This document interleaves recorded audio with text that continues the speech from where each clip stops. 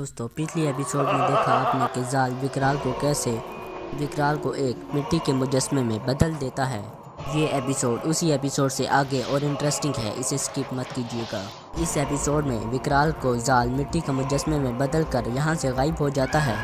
फिर यहाँ पर गबरू परेशान होता है और कहता है, अब क्या करूँ, विकराल तो पत्थर का हो गया और जाल यहाँ से निकल गया। फिर गबरू कहता है, क्या करूँ। इतनी ही सोचों में होता है कि इतने में गुरु सत्याचार आ जाते हैं और कहते हैं, गबरू परेशान मत हो। और गबरू को कहते हैं, मुझे इसी बात का डर था। विकराल अकेले तो जाल से टक्कर ले सकता है, लेकिन अब तो मायाकाल भी जाल को सपोर्ट कर रहा है। इतने में ही गुरु सत्याचार परेशान हो जाते हैं तो गबरू कहता है, हमें विकराल को ठीक करना होगा ताकि वो उस जाल के बच्चे को रोक सके। इतने में गुरु सत्याचार कहते हैं, यहाँ तो कुछ नहीं हो पाएगा, ऐसा करो विकराल को विकराल के खुफिया कारखाने ले आओ, वहीं मैं उपाय बताऊंगा। फिर इसके बाद जाल की जानिब दिखाया जाता है, जहाँ पर जाल जंगल में होता है और जहाज को देखकर कहता है, ये किस तरह का अजीब पक्षी है। चनाचा जाल पुरानी दुनिया का होता है, इसलिए उसे नई दुनिया के बारे में कुछ मालूम नहीं। फिर जाल आगे चलने लगता है और कहता है, ये किस तरह का अजीब रास्ता से है। और इतने में ही उसके सामने से एक गाड़ी जाती है और उसे देखकर जाल हैरान हो जाता है और कहता है, ये किस तरीके का अजीब जानवर है। और कहता है, इन 600 सालों में सब कुछ बदल हो गया है। फिर जाल आगे जाते जाते जाल को एक बंदा मिलता है, जिसको जाल पकड़ लेता है, यानी उसे आगे नहीं जाने देता, रोक लेता है अपने पास। और वह बंदा बोलता है, कौन है तू? अबे रामलीला से आया क्या तू? ये कैसे जूते पहन रखे हैं? ऐसे कुछ अजीब से सवाल कर रहा होता है। और कहता है, तू तो मिसिंगे है। और ताज को देखकर कहता है, ये मुझे दे दे, तू तेरे पास नहीं जज रहा।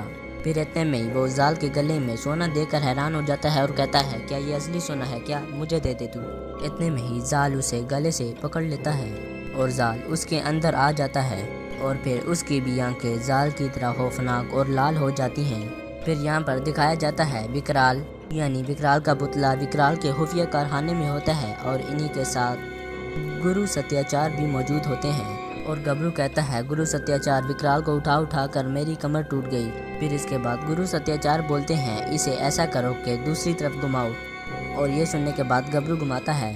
फिर इसके बाद गुरु सत्याचार कुछ काम करते हैं, जिसकी वजह से विकराल अपने इंसानी रूप में आ जाते हैं और कहते हैं, विकराल साहब सारा बदन अकड़ गया है, उस जाल की अकड़ नहीं निकाली तो। इतने में ही गुरु सत्याचार की खांसने की आवाज़ आती है और विकराल साहब उनकी तरफ देखकर कहता है, गुरु साहब आप। इतने में ही गबरू बोलता है, विकराल गुरु जी ने ही तुम्हें ठीक किया है। फिर इसके बाद विकराल साहब गुरु जी के पास आते हैं और कहते हैं, गुरु जी आप ठीक तो हैं ना? इतने में ही गुरु जी बोलते हैं, मेरी चिंता छोड़ो, तुम जाल का पीछा करो, वो दुनिया का निज़ाम तहस नहस कर देगा अगर उसे जल्द नहीं रोका। फिर इसके बाद विकराल साहब को गुरु सत्याचार जाल का पता बताते हैं कि वो वहाँ गया है। फिर इतने में गबरू बोलता है, गुरु साहब वो जंगल तो बहुत खतरनाक है, क्या वहाँ पर भी भूत होते हैं? फिर इतने में विकराल साहब बोलते हैं, नहीं, खतरा सिर्फ भूतों से नहीं बल्कि इंसानों से भी होता है। फिर विकराल साहब बोलते हैं, सबसे बड़ी प्रॉब्लम उस जंगल का कोयता है। इतने में गबरू कहता है, ये कोयता कौन है विकराल? फिर विकराल साहब बोलते हैं, वो उस जंगल में आने वाले को मौत के घाट उतारता है। और कोयता अकेला नहीं, कोयता के साथ उसका जंगली गिरोह भी है। फिर विकराल साहब बोलते हैं, जाल से मिलेगा तो क्या होगा, इंसानी शैतान और हैवानी शैतान का आमना सामना होगा।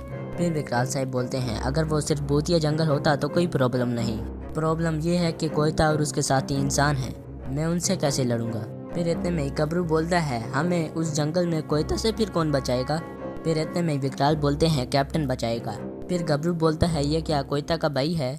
फिर विकराल साहब हंसते हैं और कहते हैं, वो उस जंगल का फॉरेस्ट ऑफिसर है और कोयता का जानी दुश्मन और मेरे स्कूल का दोस्त है, वो इस जंगल में हमारी मदद करेगा। इसके बाद विकराल साहब अपना फ़ोन निकालते हैं और कैप्टन को कॉल करते हैं और जवाब में फॉरेस्ट ऑफिस वाला बंदा कहता है, कैप्टन साहब यहाँ मौजूद नहीं है, वो 4 दिनों से जंगल में गए हैं और 3 दिन तक वापस आने की कोई उम्मीद नहीं। फिर इसके बाद विकराल साहब कहते हैं, चलो ठीक है।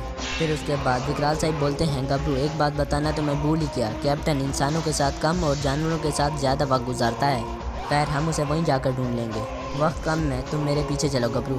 फिर इसके बाद गुरुजी विकराल साहब को वापस बुलाते हैं कि विकराल साहब रुको, इधर आओ एक मिनट। फिर विकराल साहब आते हैं और कहते हैं, जी गुरुजी। फिर गुरुजी कहते हैं कि विकराल तुम जानते हो कि जाल के पीछे मायाकाल का हाथ है, ये लड़ाई तुम्हारे लिए एक बहुत मुश्किल लड़ाई साबित होगी, हो सकता है तुम्हारे हथियार भी काम ना करें। तो विकराल साहब बोलते हैं, तो फिर गुरुजी। फिर इसके बाद विकराल साहब को वो एक पिस्तौल देते हैं और कहते हैं, ये एक बहुत बेमिसाल पिस्तौल है इस पिस्तौल में इतनी ताकत है कि ये ताकतवर से ताकतवर दानव को आसानी से मार गिराता है, लेकिन ये सिर्फ 3 बार ही इस्तेमाल किया जा सकता है विकराल। चलाते समय ये ध्यान रखना। और इसके बाद विकराल साहब को वो पिस्तौल दे देते हैं। फिर इसके बाद दिखाया जाता है कि विकराल साहब उस जंगल की जानिब निकल जाते हैं। फिर यहाँ पर पहुँचने के बाद गबरू कहता है ये जंगल तो बहुत घना है। तो विकराल साहब बोलते हैं वो जंगल ही क्या जो घना ना हो, और अगर यहाँ गुम गए ना तो गए काम से। इतने में गबरू बोलता है लेकिन वो तुम्हारा दोस्त कैप्टन वो हमें मिलेगा कहाँ। फिर विकराल साहब बोलते हैं गधे, कैप्टन हमें नहीं मिलेगा, उल्टा हम उसे मिलेंगे। फिर चलते चलते विकराल साहब को एक आदमी मिलता है और विकराल साहब उसे देखकर कहते हैं ओए भाई साहब, कैप्टन को जानते हो? डरो मत, मैं विकराल हूँ। फिर इतने में वो अपना कुल्हाड़ा उठाता है और विकराल साहब को मारने के लिए आ रहा होता है, लेकिन इतने में ही वो मारने से पहले ही अपने कुल्हाड़े समेत नीचे ज़मीन पर गिर जाता है। फिर यहाँ पर इतने में कैप्टन भी पहुँच जाता है और कहता है मिस्टर विकराल, इस जंगल में जो भी बिन बुलाए आता है उसके पीछे बिन बुलाए खतरे भी आते हैं। फिर विकराल साहब बोलते हैं जंगल के खतरों से बचने के लिए दावतनामों की नहीं कारनामों की ज़रूरत है मिस्टर कैप्टन। फिर गबरू कहता है ये है कैप्टन। फिर विकराल साहब उससे जाके गले लगते हैं और कहते हैं मुझे पता था तू ऐसे ही मिलेगा। फिर विकराल साहब बोलते हैं एनीवे इससे मिलो, ये है मेरा छोटा पार्टनर गबरू। फिर विकराल साहब बोलते हैं कैप्टन लेकिन मैं यहाँ बहुत ख़ास काम से आया हूँ। तो कैप्टन बोलता है मुझे मालूम है तेरा हर काम ही ख़ास होता है, लेकिन ये बता तो इस घने जंगल में क्यों मरने चला आया। फिर इतने में ज़्यादा से हाथियों की आवाज़ें आने लगती हैं और विकराल साहब ये सुनकर डर जाते हैं। और कैप्टन बोलता है फिक्र मत करो, जंगली हाथी हैं, इसी तरफ आ रहे हैं। 1 मिनट। फिर उसके बाद कैप्टन साहब जंगली हाथियों की आवाज़ निकालते हैं और निकालने के बाद विकराल साहब को कहते हैं चले गए। फिर विकराल साहब बोलते हैं ये कैसे हुआ। फिर कैप्टन बोलता है मैंने उनसे कह दिया कि जंगल के दूसरे कोने में गंदम की एक नई फसल उगी है, उन्होंने मुझे सुना और थैंक यू बोला, वहीं से यू टर्न। फिर गबरू बोलता है वाह आप जानवरों की भाषा भी समझते हैं। फिर कैप्टन बोलता है जानवरों की भाषा समझने के लिए उनको कान से सुनने की नहीं बल्कि दिल से सुनने की ज़रूरत है, आखिर वो भी हम जैसे ही हैं। फिर विकराल साहब बताते हैं कैप्टन और मैं एक स्कूल में पढ़ा करते थे। जब मैंने प्रेतों की विधियों में स्पेशलाइज किया तो इसने जंगल और जानवरों में। फिर इतने में कैप्टन बोलता है एक बात बताओ विकराल, तू इस जंगल में क्यों। फिर इतने में विकराल साहब बोलते हैं मरने चलाया है ना, चल मैं बताता हूँ। फिर इसके बाद जाल की जानिब दिखाया जाता है जो कि इसी जंगल में रास्ता ढूंढ रहा होता है, जिसे रास्ता नहीं मिल रहा होता और वो कहीं भी पागलों की तरह दर बदर भटक रहा होता है। और फिर यहाँ विकराल साहब की जानिब दिखाया जाता है। फिर कैप्टन बोलता है अच्छा अब समझ आया, जाल निकला है जालिमा की तलाश में और तुम उसे रोकने आए हो। फिर इतने में कैप्टन बोलता है लेकिन इस मामले में मैं कहाँ फिट आता हूँ। फिर विकराल साहब बोलते हैं कोयता, क्योंकि तुम इस जंगल का चप्पा चप्पा जानते हो, तुम कोयता को रोकोगे और मैं जाल से निपट सकता हूँ। फिर इसके बाद कैप्टन बोलता है चलो ठीक है। फिर बताता है विकराल साहब को ये रास्ता जाता है कोयता के अड्डे और ये रास्ता जाता है मावी की ओर, दोनों के दोनों रास्ते मिलते हैं नदी के किनारे। फिर विकराल साहब बोलते हैं चलो ठीक है, तुम जाओ कोयता को ढूंढने और मैं और गबरू इस तरफ जाते हैं जहाँ पर जाल गया होगा। फिर इसके बाद कैप्टन बोलता है साथ में मेरे इस घोड़े बादल को भी ले जाओ, ये इस जंगल का चप्पा चप्पा जानता है, तुम्हारी मदद करेगा। फिर इसके बाद विकराल साहब और गबरू निकल जाते हैं बादल के साथ, यानी अपने दोस्त कैप्टन के घोड़े के साथ। फिर यहाँ पर गबरू के कानों में हंसने की सुनाई देती है आवाज़। फिर गबरू बोलता है ये क्या विकराल, कहीं कोयता हमें देखकर तो नहीं हंस रहा। फिर विकराल बोलता है कोयता तो कैप्टन से मिलकर रोएगा, वैसे भी वो इस इलाके में नहीं है। फिर गबरू बोलता है ये अच्छा किया विकराल, तुमने कोयता की मुश्किल साइड कैप्टन को दे दी। कैप्टन लड़ेगा इंसानों के साथ, हम लड़ेंगे हैवानों के साथ। फिर इसके बाद जाते जाते विकराल और गबरू के सामने कोयता और उसके जंगली सिपाही आ जाते हैं और कोयता आवाज़ लगाता है मैं हूँ कोयता और हंसना शुरू कर देता है। फिर कोयता बोलता है ए तू कौन सा नौटंकी वाला है रे, इस जंगल में जैकेट वो भी मेरे पूछे बिना, ये इजाज़त नहीं देता मैं। लगता है आज इस जंगल में उल्टी खोपड़ी वाले आने वाले इंसानों का दिन है। फिर विकराल साहब बोलते हैं रास्ता तो मेरा उल्टा पड़ गया, तेरा अड्डा तो जंगल के उस जानिब है ना।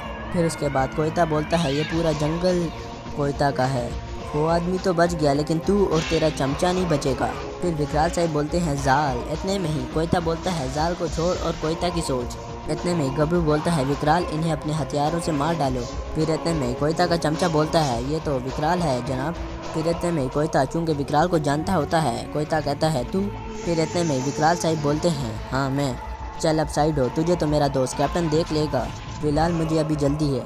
फिर कोयता बोलता है बहुत सुना है तोरे बारे में, हो जाए दो हाथ। फिर विकराल साहब बोलते हैं क्या, वो बोलता है हाँ आजा, अगर हिम्मत रखता है तुझे हराऊंगा तो मेरा नाम बढ़ेगा जंगल के साथ साथ शहर में भी। और नाम बढ़ेगा तो इनाम भी बढ़ेगा। फिर इतने में विकराल साहब अपनी तीर उठाते हैं। इतने में कोयता बोलता है अगर मर्दवा का बच्चा है तो निहत्थे लड़ विकराल। फिर इतने में विकराल साहब बोलते हैं मैं भी यही चाह रहा था क्योंकि मैं तुम पर वैसे भी हथियार इस्तेमाल ना करता। फिर इसके बाद विकराल और कोयता दोनों आपस में एक दूसरे के आमने सामने आ जाते हैं। फिर विकराल साहब उसे गर्दन से पकड़ लेते हैं। इतने में गबरू बोलता है विकराल साहब यानी विकराल इसे छोड़ना मत, मार डालो इसे, हमारा वक्त ज़ाया कर गया। फिर इसके बाद विकराल साहब उसे कोयता को नीचे गिरा देते हैं। ये देखकर सारे उसके जंगली सिपाही यहाँ से भाग जाते हैं। फिर इतने में गबरू बोलता है कोयता नॉट मैचिंग बट विकराल मैचिंग। फिर जाल के सामने एक झील आती है। फिर जाल बोलता है जितना मैं अपनी मंजिल के करीब आ रहा हूँ उतनी ही मेरी ताकत और बढ़ रही है। फिर इसके बाद जाल उस झील को अपनी ताकत से बर्फ़ का बना देता है क्योंकि जाल जादूगर होता है इसलिए। फिर जाल उसके ऊपर चलता है और कहता है ये धरती हमारी गुलाम होगी और चलते चलते झील की उस जानिब पहुंच जाता है। फिर इसके बाद यहाँ पर दिखाया जाता है जहाँ पर विकराल और गबरू घोड़े पर बैठे होते हैं और कोयता को अपनी रस्सी से बांधकर विकराल ने अपने हाथ में पकड़ी होती है और कोयता को भगा रहे होते हैं। और कोयता बोल रहा होता है आराम से विकराल साहिब आराम से, बस तुम्हारे कहने पर हम तुमको यहाँ तक ले आए, अब तो छोड़ दो हमको, अब तो छोड़ दो। फिर इतने में विकराल साहिब बोलते हैं छोड़ दूंगा कोयता, इतनी जल्दी क्या है, लेकिन उससे पहले मैं तुम्हें एक दोस्त से मिला दूँ। फिर वो कोयता बोलता है कौन दोस्त। फिर इसके बाद विकराल साहब कैप्टन की जानिब इशारा करते हैं जो सामने से आ रहा होता है। उसे देखकर कोयता हैरान हो जाता है और कहता है इसे तो मैं जानता हूँ। फिर कैप्टन भी उसके पास पहुँच जाता है और कहता है तू कोयता, तू मेरी जानी जिगर, कहाँ मुझे भगाया तूने। फिर विकराल साहब बोलते हैं आप दोनों तो एक दूसरे को पहले से जानते हैं। फिर कैप्टन बोलता है अरे इसे तो मैं पिछले 6 महीने से ढूंढ रहा हूँ, लेकिन इतने सालों बाद यानी इतने महीनों बाद तुमने मुझे आकर ये दे ही दिया। धन्य हो विकराल, धन्य हो, तुम्हारा ये कर्ज मैं अपने खून से भी नहीं चुका सकता। फिर विकराल साहब बोलते हैं ये कर्ज नहीं कैप्टन, मेरा फ़र्ज़ था।